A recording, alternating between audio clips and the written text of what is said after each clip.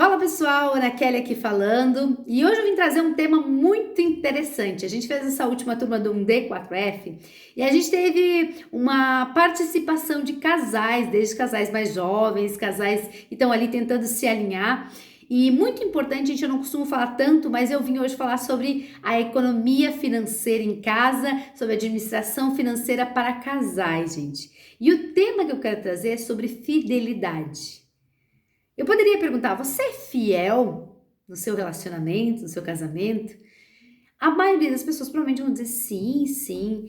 Mas, gente, fidelidade não é só em relação à parte física ou à parte ainda emocional, né? Mas existe uma fidelidade que é do lado racional que muitas vezes não ocorre.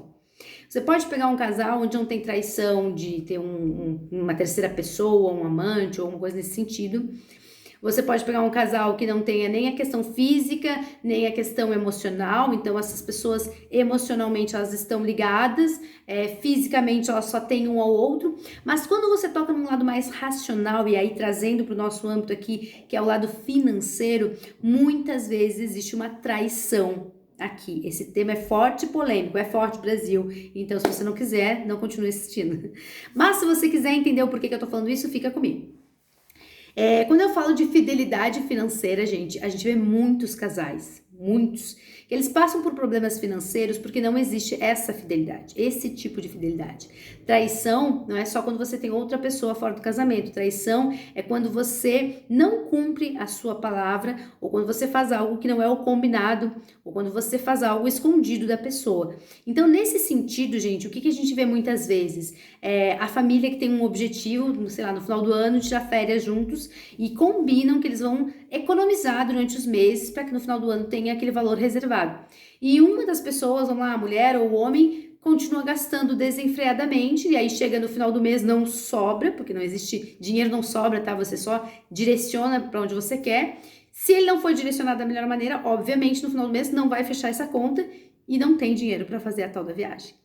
E aí aquela pessoa que estava na expectativa, criando expectativa, tá lá 3 meses pensando que já juntou 30% do valor e quando vai ver na conta não tem nada, porque a outra pessoa gastou. Ou casos, por exemplo, como... esse é clássico também. Alguns casais dividem as contas, né? Então, você paga a luz e eu pago a internet, enfim, sei lá.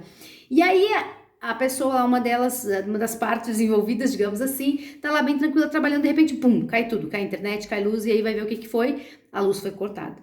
Mas eu te perguntei, fulano, você disse que tinha pago. Então, essas situações, gente, são situações, sim, de traição, de uma forma racional, onde as pessoas precisam se conscientizar da importância das finanças. E para quem é um casal, uma família, as finanças têm que ser participada.